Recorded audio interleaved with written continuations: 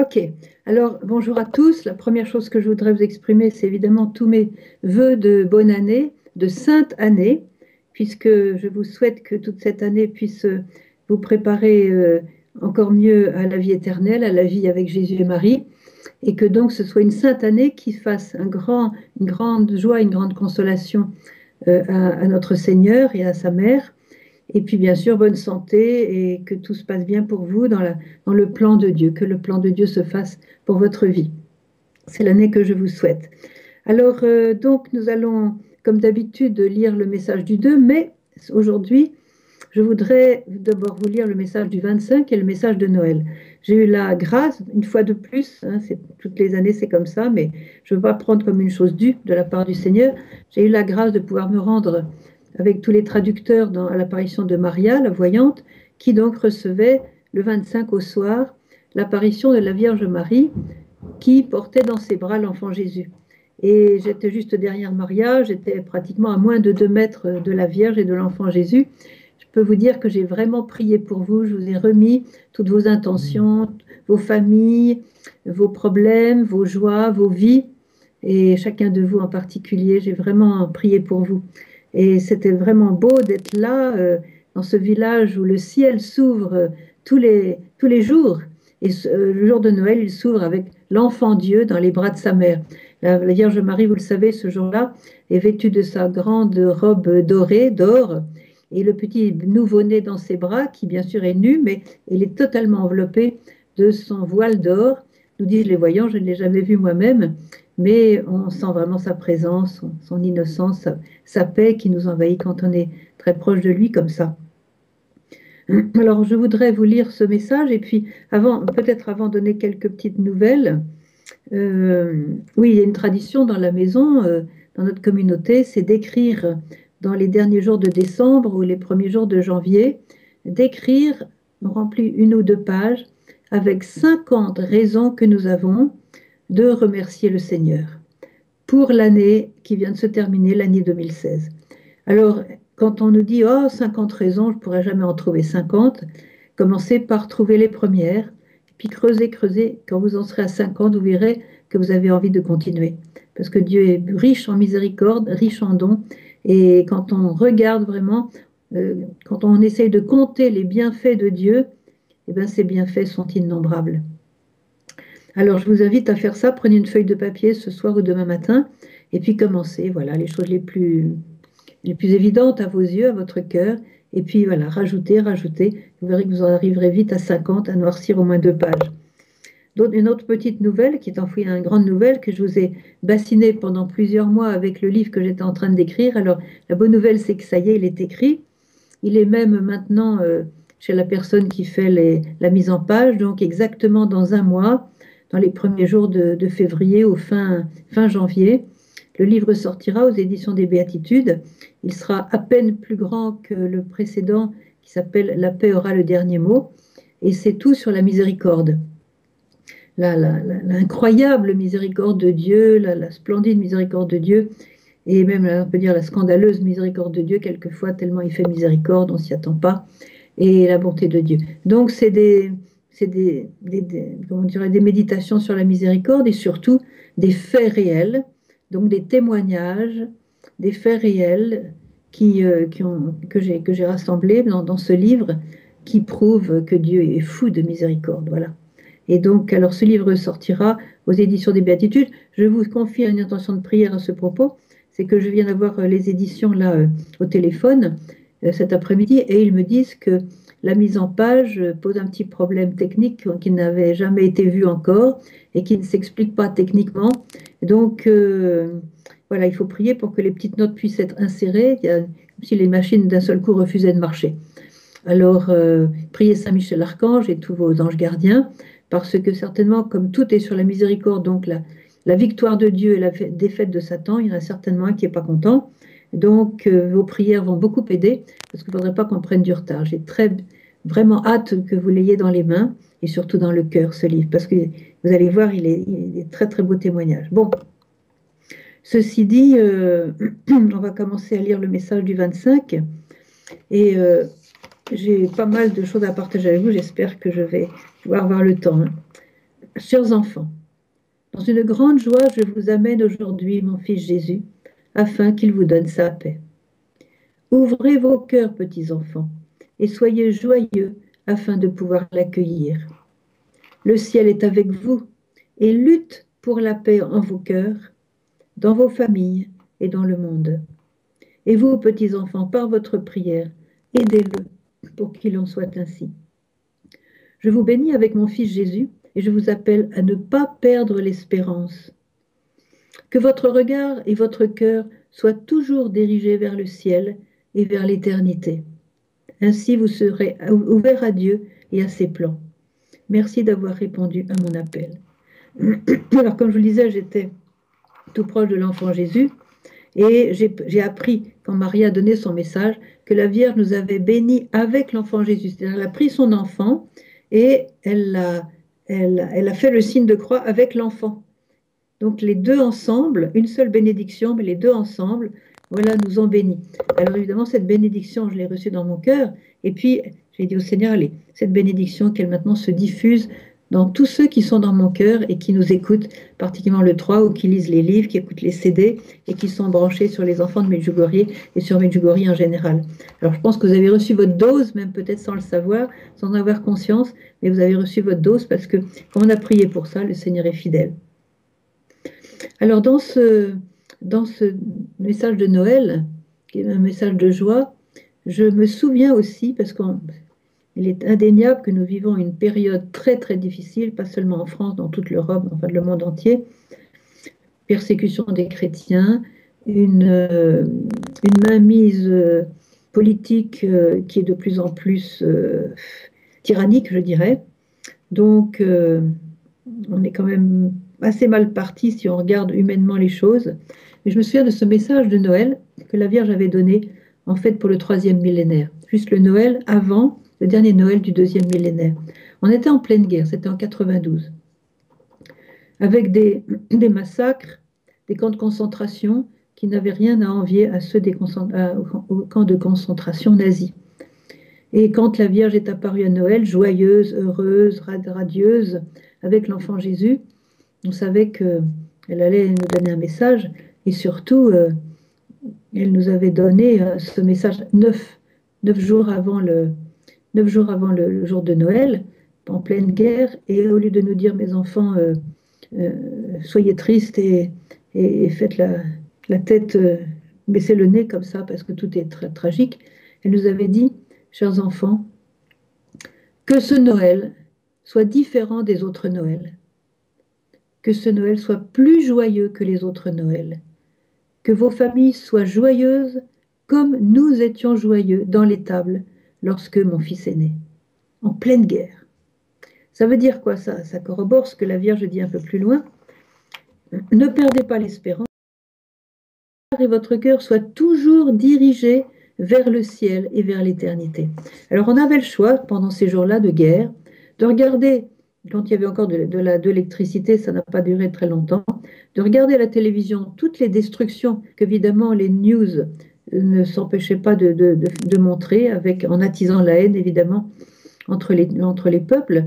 Donc on avait l'occasion de voir tous ces témoignages de destruction, de catastrophes, de peine, de souffrance, de blessures, etc. Ou bien alors de regarder vers le ciel.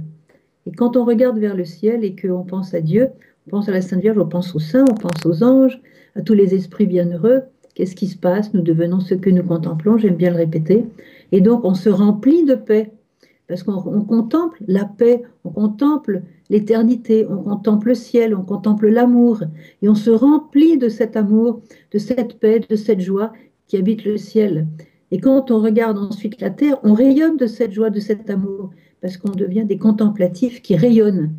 Tandis que si on regarde la télé, on va rayonner quoi? La dépression, la tristesse, les ténèbres. On va être le reflet de ce qu'on a regardé. Alors c'est très beau, en ce début d'année 2017, où beaucoup de gens disent que, bon, qu'est-ce qui va se passer? On ne sait pas trop. C'est vrai qu'à certains égards, ça sent le roussi, politiquement. On ne sait pas, on est dans les mains de Dieu, c'est ça qu'il faut savoir. Mais la Vierge, c'est peut-être pas un hasard si elle nous dit, je vous appelle à ne pas perdre l'espérance, que votre regard et votre cœur en un mot, le regard du cœur, soit toujours dirigé vers le ciel et vers l'éternité. Et là, on va toujours se recharger de joie, se recharger d'espérance, d'amour, parce que Dieu est là. Et quels que soient les événements qui pourraient arriver en 2017, on aura toujours Dieu avec nous. Et la Vierge dit encore, je suis avec vous et je vous bénis. Le ciel est avec vous. Il lutte pour la paix dans vos cœurs. Écoutez bien, le ciel est avec vous. Si le ciel est avec nous, qui sera contre nous? Ça, je cite un peu la moitié de Saint Paul. Si Dieu est pour nous, qui sera contre nous? Le ciel est avec nous aujourd'hui. Il lutte pour la paix en nos cœurs. Et surtout, ne perdez jamais la paix. La paix dans vos familles, la paix dans le monde. Si nous perdons la paix, nous ne pouvons pas être les instruments de Dieu. Et Dieu, nous le voyons dans l'Évangile, Jésus avait constamment la paix. Quand quand il était dans la barque, il pouvait avoir peur de couler. Il était toujours paisible au milieu des épreuves. Et quand à Gethsémani, il a vécu cette angoisse terrible, c'est qu'il a pris sur lui nos angoisses. Non pas par masochisme, mais pour nous en libérer. Donc vous avez des angoisses, mettez-les dans le cœur de Jésus, il s'en occupe. Mais gardez la paix. Gardez la paix comme le trésor. Le trésor qui va vous permettre de rester branché sur Dieu, de faire sa volonté, d'être un instrument de paix dans sa main, parce que la paix aura toujours le dernier mot, et donc on peut hâter la venue de la paix par notre propre paix, par nos pardons, par notre foi. On dit voilà, il est arrivé un malheur, eh bien le Seigneur l'a permis, il va s'en servir pour un bien. Et quand on raisonne comme ça, on est toujours dans la paix, parce que même la croix fut un bien pour nous, puisque c'est grâce à la croix que nous avons été sauvés. Donc n'ayons pas peur du mal. Celui qui prie n'a pas peur du futur, et celui qui jeûne n'a pas peur du mal. Plusieurs fois. Voilà. Alors, je vous ai donc lu le message du 25 décembre. Je voudrais maintenant... oui, une chose que j'ai oublié de dire, c'est que on a une autre tradition dans la communauté, c'est ce qu'on appelle de tirer un saint pour l'année. C'est-à-dire qu'on découpe le nom des saints, on en a une cinquantaine, une centaine, bon, chacun peut prendre la liste aussi sur l'Internet, sur notre site. Vous avez une grande liste de saints, même les nouveaux, et vous les découpez, vous les imprimez, vous les découpez, vous mettez dans un petit panier, et dans vos réunions, dans vos familles, dans vos amis qui viennent vous visiter. Bon, j'arrive un petit peu après les courses, là, puisque Noël et le 1er janvier sont passés avec les réunions de famille, mais vous pouvez en avoir bien sûr d'autres, des anniversaires. Vous prenez un saint, et il va être votre compagnon de route pendant toute l'année. Vous allez le découvrir, lire ses écrits, lire sa vie, quelles sont ses vertus, comment il est devenu un saint, et bien sûr, vous allez le prier pour lui demander de vous aider pour qu'à votre tour, vous puissiez marcher sur le chemin de la sainteté. Vous voulez faire une confidence? Moi, j'ai reçu le curé d'Ars. J'étais très contente de recevoir le curé d'Ars parce que le matin même, du jour où on a tiré les saints en communauté, j'avais fait une longue prière au curé d'Ars, me souvenant de cette très belle prière au Seigneur qu'il avait faite sur l'amour, mon Dieu, je vous aime. C'est une prière très connue du curé d'Ars. Et alors j'avais fait une longue prière au curé d'Ars. Je tire mon petit papier, qu'est-ce que je vois? Le curé d'Ars. Alors je ne sais pas si il avait déjà deviné que je le tirais, il commençait déjà à s'occuper de mon cas, ou si moi, l'ayant privé, il s'est dit, tiens, l'ayant prié, je veux dire, il s'est dit, tiens, je vais la choisir pour cette année, pour l'aider à vivre cette année, répondre à sa prière. En tout cas, j'ai tiré le curé d'Ars, et je vous invite à faire de même, de trouver votre saint, et de le prier. Je vous signale aussi qu'il y a un très très bon CD, mais un excellent CD, un mariage multimédia, qui s'appelle Prier le rosaire avec le curé d'Ars. Je vous le recommande, ça vaut vraiment la chandelle. Vous allez vraiment rentrer dans le rosaire avec le curé d'Ars, avec les paroles du curé d'Ars, qui sont lues d'ailleurs par Étienne Dallaire, et c'est d'une splendeur. Il y a aussi un très très bon CD avec le pape Jean-Paul II, qui donne des phrases, surtout pour les jeunes, etc. Alors voilà, bon, ça c'est des petits cadeaux que vous pouvez rajouter dans vos petits cadeaux de Noël, 1er janvier, de bonne année, enfin voilà. Vous savez que cette année, nous venons de commencer l'année du rosaire. Et justement, je vais vous lire le message du 2. Je vais finalement arriver au message du 2. Le message du 2 est plein de roses. c'est peut-être pas un hasard, un petit signe aussi de Fatima.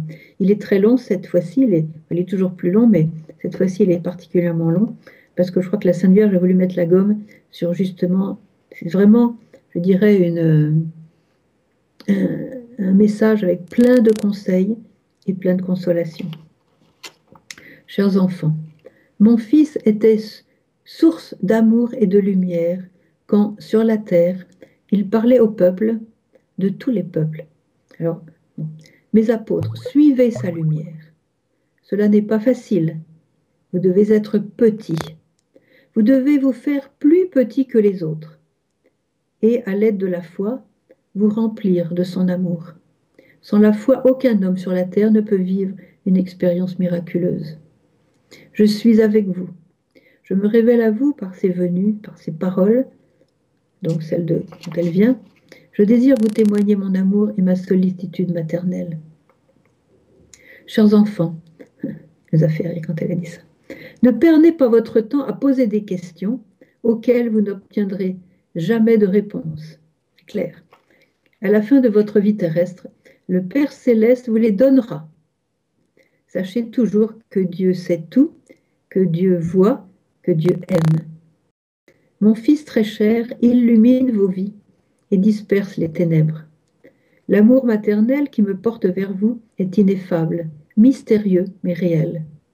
J'exprime mes sentiments envers vous, amour, compréhension et bienveillance maternelle. De vous, mes apôtres, j'attends des roses de prière. On n'avait jamais vu cette expression encore là dans ces messages. J'attends des roses de prière qui doivent être des actes d'amour. Ce sont les prières les plus chères à mon cœur maternel. Je les présente à mon fils qui est né pour vous. Il vous regarde et vous écoute. Nous vous sommes toujours proches. C'est un amour qui appelle, qui unit, qui convertit, qui encourage et qui remplit. C'est pourquoi, mes apôtres, aimez-vous toujours les uns les autres, par-dessus tout. Et par-dessus tout, aimez mon Fils. C'est le seul chemin vers le salut, vers la vie éternelle. C'est ma prière préférée qui remplit mon cœur d'un magnifique parfum de rose. Priez, priez toujours pour vos bergers, afin qu'ils aient la force d'être la lumière de mon Fils. Je vous remercie. Vous voyez qu'il y a de quoi méditer. Évidemment, je n'aurai pas du tout la possibilité ce soir de couvrir tout ce message, qui est d'une beauté magnifique. Mais je voudrais m'arrêter sur certains points, comme je fais d'habitude. Alors d'abord, une petite explication sur le début du message. On s'est un petit peu posé des questions. La Vierge a parlé certains mots dans un certain dialecte, donc il a fallu rechercher les choses. Donc, mon fils était source d'amour et de lumière quand sur la terre, il parlait au peuple de tous les peuples. Ça veut dire qu'il parlait au peuple qui était autour de lui, mais il parlait pour tous les peuples. Il parlait de tous les peuples. Suivez sa lumière, mes apôtres. Cela n'est pas facile. La Vierge est une mère. Elle ne nous dit pas que le chemin sera facile. Vous voyez, le monde toujours essaye de nous donner un chemin facile. On est leurré comme ça. On est vraiment... on tombe dans le piège, on croit que la vie va devenir facile si on fait ceci, si on achète cela, si on adhère à ceci, si on adhère à cela. La vie n'est jamais facile. Et Dieu ne nous a pas promis la facilité, il nous a promis la félicité. Ce n'est pas tout à fait pareil. Alors vous devez être petit, nous dit la Sainte Vierge. Les petits, ils passent partout. J'aime bien cette phrase de la petite Mariam de Bethléem, qui avait son franc-parler. En plus, elle parlait très mal le français, donc elle était obligée d'être claire, enfin, je veux dire d'être très simple. Elle disait, les petits, ils peuvent s'infiltrer partout. Les grands, où qu'ils aillent, ils gênent. Donc voilà, il faut être petit. Il faut être petit pour passer la porte qui est étroite aussi. Alors non seulement elle nous demande d'être petit, donc il faut qu'on se fasse un petit peu ratiboiser l'orgueil, la vanité et tout ça. Donc, de l'être petit, mais elle nous dit, vous devez vous faire plus petit que les autres. Donc, quand vous regardez quelqu'un, dites-vous, voilà, cette personne est comme ça, je dois me faire plus petit que cette personne. Ça, il faut bien remarquer ce conseil de la Sainte Vierge. Parce que si des épreuves nous attendent, les grands vont être les premiers à être en grande difficulté. Les petits, ils s'en sortent toujours. Vous devez vous faire plus petit que les autres. Et à l'aide de la foi, vous devez vous remplir de son amour, de l'amour du Christ. Alors, la Vierge nous redit et nous redit, je suis avec vous. Je l'ai dit aussi plusieurs fois, quand dans la Bible nous trouvons... Nous trouvons la parole de Dieu, je serai avec toi, comme c'est Moïse ou d'autres, Élie, ou voyez, des prophètes, je suis avec toi, je serai avec toi, ça veut dire je combats avec toi. Et comme le dit la Vierge dans le message du 25, le ciel combat pour vous, le ciel lutte pour vous, pour vos familles, pour vos cœurs, pour le monde. Je suis avec vous et je me révèle à vous par ses venues. Donc voilà, la Vierge se révèle à nous. La dernière fois qu'elle est venue, donc hier, l'apparition du 2, donc sur la croix bleue avec Myriana, d'où est issu ce message, il y avait quelques possédés dans l'assistance qui, au moment où elle est arrivée, se sont mis à crier, crier, crier. Ça arrive une fois sur deux, on est habitué, mais ce qui est très intéressant, c'est de savoir ce qu'ils disent, parce que c'est le démon qui parle. Alors pour ceux qui ne croient pas que la Sainte Vierge vient, je les invite à venir à Medjugorje, assister à une apparition, et si ça se trouve, il y aura aussi encore des personnes qui sont possédées, et qui crient contre la Sainte Vierge, qui crient « Ah, tu es venu là !» Hier, elles ont crié « Tais-toi, tais-toi !» Voilà. Ils disaient à la Sainte Vierge « Tais-toi » pendant qu'elle donnait le message. Alors pour ceux qui ne croient pas que la Sainte Vierge est là, eh bien, je peux dire que les démons le savent. Voilà. De même que les démons savent très bien reconnaître une hostie consacrée d'une hostie qui n'est pas consacrée.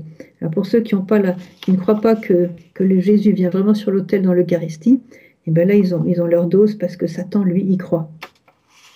Voilà. Donc, je suis avec vous, je me révèle à vous par ses venues. Voilà. Et quand on a la Sainte Vierge qui vient, on sait que c'est pas pour rien. Elle est avec nous, et elle veut rester avec nous. Elle veut rester dans nos familles, elle veut rester dans tous ceux dont les familles aussi sont brisées. Tous les jours, je vois des gens qui arrivent ici et qui me racontent ce qu'ils vivent. Et il y a beaucoup de familles brisées, des pères de famille dont la mère, enfin, des époux dont l'épouse s'en va avec quelqu'un d'autre, ou une épouse dont le mari s'en va avec quelqu'un d'autre, qui quitte avec les enfants. Bref, des drames à vous déchirer le cœur. Et la Vierge nous dit, voilà, je suis avec vous. Et elle est avec nous pour donner la paix dans nos familles, dans nos cœurs, dans le monde. L'accueillir, la recevoir et beaucoup prier pour ceux qui ne la connaissent pas. Ça fait maintenant 35 ans qu'elle nous demande de prier pour ceux qui ne connaissent pas encore l'amour de Dieu. Et on en a dans toutes nos familles des gens qui ne connaissent pas encore l'amour de Dieu. Cela ne devrait pas être depuis 35 ans. On devrait vraiment avoir liquidé tout ce problème. Eh bien, nous n'avons pas encore assez prié, assez jeûné pour tous ceux qui n'ont pas le bonheur de connaître la Sainte Vierge et l'amour de Dieu. Alors, chers enfants, ne perdez pas votre temps à poser des questions auxquelles vous n'obtiendrez jamais de réponse. Au moins, c'est clair. Alors, je ne sais pas de quelle question elle parle là, mais je sais que nous réfléchissons beaucoup trop. Elle l'a dit une fois, ne réfléchissez pas tant. Il ne s'agit pas de faire de l'obscurantisme. Il ne s'agit pas de ne pas être curieux pour les bonnes choses, mais soyez curieux pour les choses de Dieu. Et quand les voyants ont demandé pourquoi nous avons été choisis et pas les autres. Elle n'a pas donné de réponse, elle n'a pas dit pourquoi toi Ivan t'as été choisi, pourquoi toi Maria t'as été choisie, parce que peut-être j'ai apprécié des qualités dans ta vie, peut-être je sais que j'ai pu compter sur toi, tu l'as prouvé, etc. Non, elle ne choisit pas les meilleurs. Elle n'a pas dit pourquoi elle avait choisi, parce que des questions qu'on ne doit pas poser. Et elle a simplement dit telle est la volonté de Dieu. Voilà. Mais je peux vous dire, il n'a pas choisi les meilleurs, parce qu'eux-mêmes le disent et les prêtres le disent, on n'a pas choisi les meilleurs. Mais Dieu ne choisit pas les meilleurs, mais il nous rend meilleurs en nous choisissant. Et nous sommes tous choisis. Donc ne perdez pas votre temps. Elle nous dit aussi, ne vous attachez pas aux choses de la terre, aux choses matérielles, parce que ce n'est pas là-dedans que se trouve le salut, et encore moins le bonheur humain. Alors elle nous fait cette promesse quand même, si on a des questions. À la fin de votre vie terrestre, le Père Céleste vous donnera les réponses. Alors comme ça, au moins, on sera fixé. Et je crois que, comme dit la petite Thérèse, tout sera dit dans un regard. Quand on sera au ciel, d'après les voyants, on communiquera par une communion intime. On saura on aura un dialogue particulier. Je ne sais pas si on emploiera encore des mots. Peut-être qu'on parlera tous hébreu, je ne sais pas. En tout cas, j'ai demandé au Seigneur que je puisse parler hébreu là-bas au ciel parce que c'est une très belle langue. Mais en tout cas, je crois qu'on communiquera par une espèce de très très intense communion d'âme qui fera qu'on comprendra, se comprendra les uns les autres sans même se parler, en se regardant, en s'aimant, voilà. Donc le Père Céleste nous donnera les réponses. Sachez que toujours que Dieu sait tout, donc la réponse elle est dans son cœur, elle est bien placée, elle est en sécurité et on va la voir. Hein. Que Dieu voit, donc il n'est pas indifférent à ce qui se passe pour nous, et que Dieu aime, c'est-à-dire qu'il a compassion, quand on souffre, il a compassion de nous. Mon fils très cher, j'aime bien quand elle parle de son fils très cher, oui, bien sûr, très cher, excusez-moi.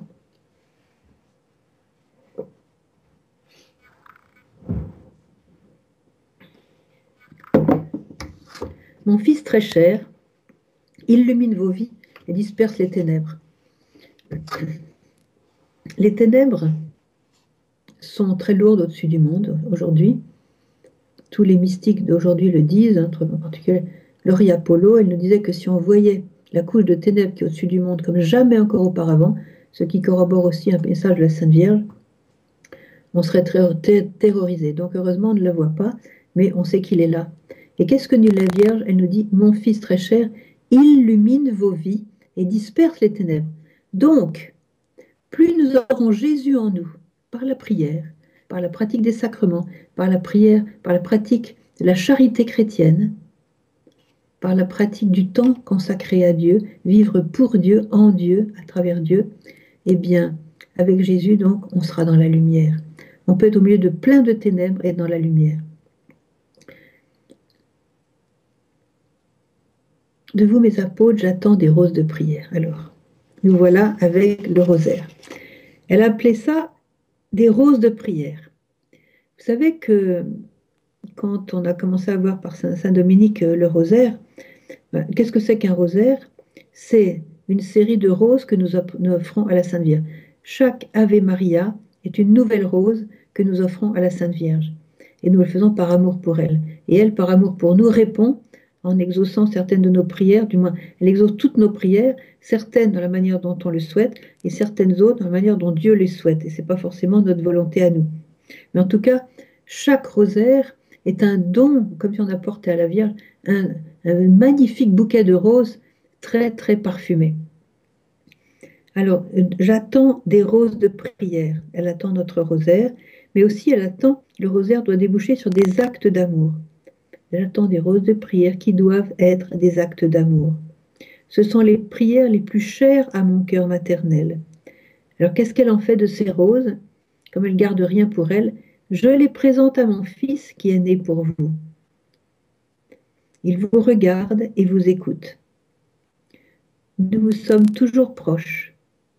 Alors, quand elle dit « il vous regarde et vous écoute », ça me fait penser à Fatima. N'oubliez pas que il y a 3 jours, on a commencé l'année qui est le centenaire de Fatima. C'est un très grand centenaire. Fatima est l'apparition qui prédomine dans tout le siècle dernier. Et n'oubliez pas que Medjugorje est la continuation et la réalisation de Fatima. Or, Fatima, qui s'est trouvée en 1917, les 3 petits bergers de Fatima, nous étions en pleine guerre, la Première Guerre mondiale, qui était très, très, très sanglante. Et la Vierge a donné le moyen d'arrêter la guerre. J'ai ici le livre de Fatima. Donc, vous étiez en pleine guerre de la première, et la Vierge a dit aux petits-enfants, priez le rosaire chaque jour afin d'obtenir la paix pour le monde et la fin de la guerre.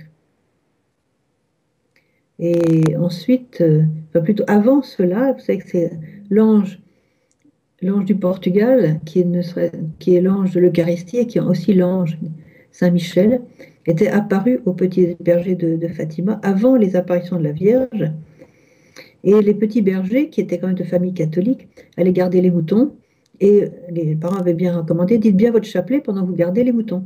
Alors, ils étaient un petit peu filous.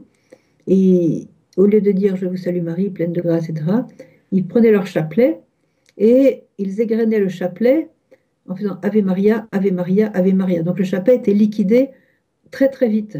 Et l'ange leur apparaît, il leur dit, mais qu'est-ce que vous faites? Et qu'est-ce que dit l'ange? Qu'est-ce que dit l'ange?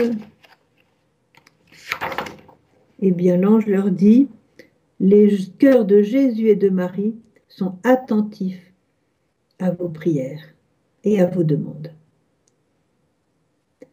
Alors, qu'est-ce que vous faites? Priez, priez beaucoup et offrez constamment des prières et des sacrifices au Très-Haut. Alors, ils ont été exercés à la prière. L'ange leur a enseigné des prières. On fera peut-être le prochain direct un peu plus spécifique sur Fatima.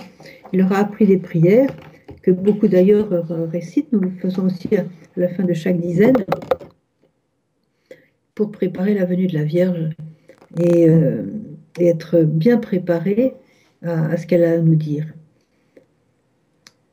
J'attends des roses de prière qui doivent être des actes d'amour. La prière débouche toujours sur des actes d'amour. S'il n'y a pas d'acte d'amour, c'est que notre prière n'est pas une prière. C'est une récitation mécanique.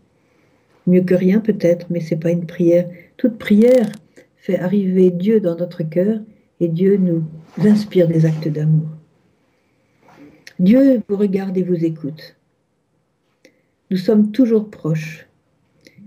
Alors, après, elle décrit de quel amour elle nous aime et Jésus nous aime. C'est un amour qui appelle, qui unit, qui convertit, qui encourage et qui remplit. C'est pourquoi, mes apôtres, aimez-vous toujours les uns les autres et par-dessus tout, aimez mon Fils.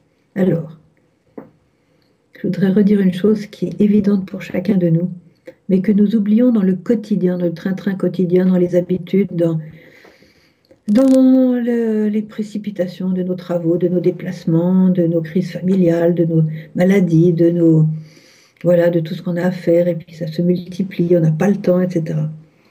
On oublie que la seule chose importante dans la vie, c'est d'exercer l'amour. C'est l'amour. Dieu est amour.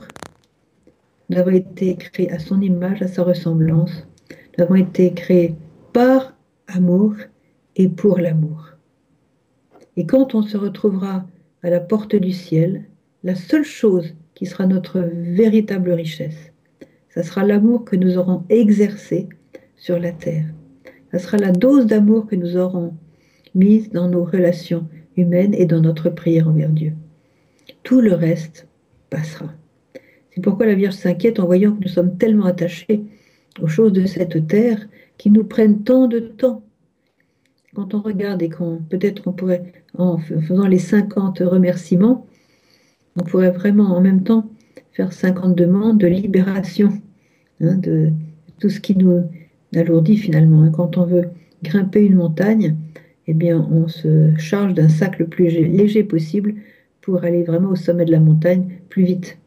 Et quelquefois, on est malheureusement bien chargé. J'aime beaucoup cette parole de Jésus lorsqu'il dit dans l'Évangile, il sera plus difficile à un riche de rentrer dans le royaume des cieux qu'à un chameau de rentrer par le trou de l'aiguille. Vous savez que cette expression est une expression hébraïque. Dans les portes de Jérusalem, il y en avait une qui était particulièrement étroite et qu'on appelait à l'époque le trou de l'aiguille. Donc elle était très étroite. Alors, c'était exprès qu'elle était si étroite parce que quand les chameaux, vous savez, les portes de Jérusalem, ce n'était pas simplement des portes, c'était des pièces. Il y avait une porte, il y avait une pièce, une espèce d'entrée, comme un sas, si vous voulez, et après une autre porte. C'est pour ça qu'on dit dans le psaume, ô ma joie, quand on m'a dit, allons dans la maison du Seigneur, quelle joie, dans tes portes, et non pas à tes portes, dans tes portes, c'est-à-dire dans ce sas des portes de Jérusalem. Donc une des portes de Jérusalem s'appelait le trou de l'aiguille. Donc vous voyez, un trou d'une aiguille, c'est très fin. Alors quand les chameaux voulaient rentrer dans la ville, et ils étaient chargés de chaque côté de leur gros sac avec toutes les provisions, les marchandises, etc. Ils ne pouvaient pas passer par la porte du trou de l'aiguille. Ils devaient décharger leur fardeau avant de passer à la porte. Voilà. C'est pour ça quand Jésus dit il est plus difficile à un riche de rentrer dans le royaume des cieux que un chameau de passer par le trou de l'aiguille, ça veut dire, ben, regardez les chameaux, ils doivent se délester avant de rentrer dans la ville, c'est-à-dire de pouvoir rentrer dans le royaume. Donc si vous avez des cargaisons en trop, eh bien il est encore temps de vous délester pour pouvoir passer la porte étroite. Je ne dis pas que vous allez mourir cette année, attention, mais vous allez commencer à vivre plus simplement et surtout supprimer de notre vie tout ce qui est inutile. Toute cette recherche des gadgets, du dernier machin, du dernier cri, on parle beaucoup de temps pour des fadaises en fait, pour des choses qui sont inutiles. Alors si nous simplifions notre vie, nous aurons plus de temps pour prier, dire plus de chapelets, dire plus de Je vous salue Marie. Alors, la Vierge nous dit que le rosaire, c'est sa prière préférée et que donc ça remplit, voilà, c'est ma prière préférée, qui remplit mon cœur d'un magnifique parfum de rose.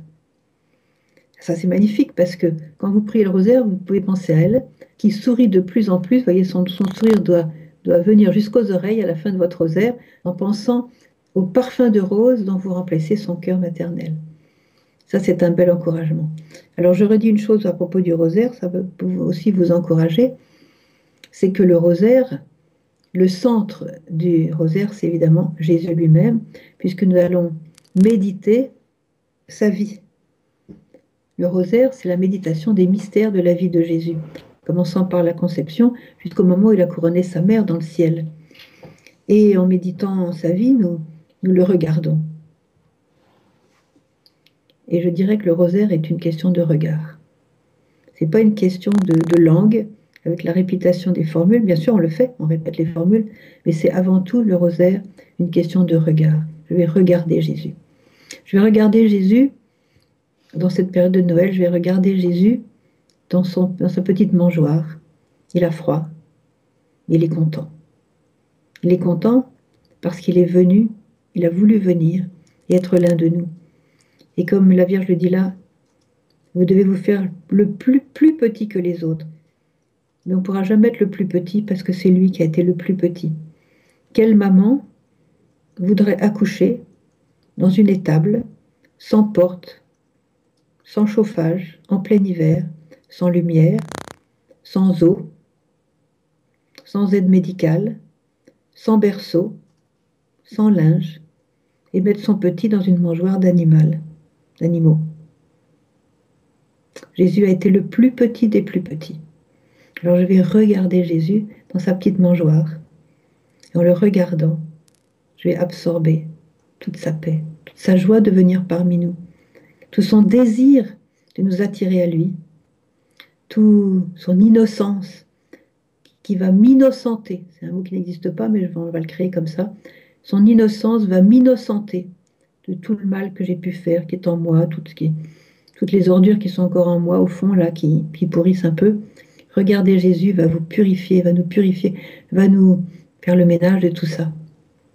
Et puis Jésus, d'après les voyants, quand il vient, donc, les voyants disent, on voit que c'est un petit nouveau-né, mais un petit nouveau-né, on voit quand même que c'est Dieu. Parce qu'un petit nouveau-né, en général, il a les yeux fermés, en tout cas, il ne voit pas. Eh bien, le petit nouveau-né Jésus, il voit.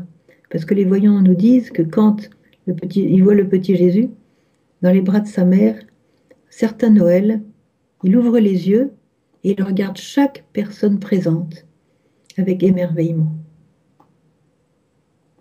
Il voit chacun de nous. Et pas seulement ceux qui, comme nous, ont la chance de pouvoir être à l'apparition à Noël. Il regarde chacun de nous avec son cœur innocent de petit bébé. Et là, il nous fait craquer complètement. On craque pour l'enfant Jésus. Il nous fait craquer. Il nous fait craquer de tendresse, d'amour. Et vous allez voir que si vous regardez l'enfant Jésus, longuement, amoureusement, vous allez avoir beaucoup de grâces qui vont entrer en vous. Quand la Vierge a commencé le 3e millénaire, il a donné ce message de Noël, le dernier message du 2e millénaire. Chers enfants, je vous invite à mettre le petit Jésus nouveau-né à la première place de votre vie. Et il vous conduira sur le chemin de la sainteté. On va mettre ce nouveau-né à la première place pour qu'il nous conduise. On ne va pas compter sur nos présidents, sur nos politiciens pour nous conduire. On va plutôt prier pour eux pour qu'ils cessent de nous conduire mal. On va plutôt prier pour que l'enfant Jésus soit notre guide, notre leader. Ceux qui n'ont pas de père spirituel, d'aide spirituelle, d'accompagnateur spirituel peuvent prendre l'enfant Jésus. Parce que, comme il est dit dans Isaïe, un petit garçon les conduira. Dans les prophéties pour le Messie. Un petit garçon les conduira. Et Marie nous dit, mettez l'enfant Jésus, le petit Jésus nouveau-né, à la première place dans votre vie, et il vous conduira sur le chemin de la sainteté. Vous voyez, c'est un grand cadeau que Marie nous fait. Quand elle nous a bénis, vraiment, avec l'enfant Jésus, c'est lui, c'est une bénédiction divine qui est tombée sur nous tous qui étions un peu branchés sur Medjugorje, qui le sommes maintenant, à cet instant, en écoutant ce message. Vous voyez, accueillez dans votre cœur cet enfant Jésus, son innocence. Et puis vous verrez que votre vie se transformera. Ne regardez pas le mal. J'insiste là-dessus. Ne regardez pas le mal, vous allez être toujours occupé de regarder. Il y a toujours du mal. Ne regardez pas le mal, ne contemplez pas le mal et ne parlez pas du mal. Ça, c'est plus dur. Ne parlez pas du mal. Ne soulignez pas tout ce qui ne va pas. Vous seriez 24 heures sur 24 très occupé. Non, regardez vers le ciel. Regardez vers ce qui est beau. Au milieu de la panade, du chaos, regardez vers le ciel, regardez vers le Seigneur, regardez la beauté de Marie. Élevez vos regards vers le ciel. Comme dit la Vierge, élevez votre regard vers le ciel et vers l'éternité, vers le Seigneur. Et vous allez vous remplir de cette lumière. Mon fils disperse les ténèbres, il est votre lumière. Regardez Jésus et vous serez illuminés. Voilà, je vais peut-être maintenant m'arrêter là. Je vous invite pendant toute cette année, mais particulièrement ces quelques premières semaines de l'année du centenaire de Fatima, de vous renseigner à fond sur Fatima, sur les messages, et étudier les messages de Fatima. On en verra un petit peu le mois prochain, le 3 février, notre rendez-vous mensuel, et je vous parlerai beaucoup plus des messages de Fatima. Mais déjà, d'ores et déjà, regardez sur Internet, regardez la vie des petits bergers, achetez les livres de Sœur Lucie, etc. Hein, essayez vraiment de... Voilà. Maintenant, je vous quitte parce qu'on a un nouvel horaire. Au bout de mes 45 minutes, je vais être coupée de toute façon. Alors... Peut-être qu'en attendant la déconnexion et la reconnexion, peut-être qu'on peut prier un Je vous salue. On va dire un Je vous salue Marie. On va donner une rose tous à la Sainte Vierge. Les centaines de roses vont tomber dans son cœur maintenant.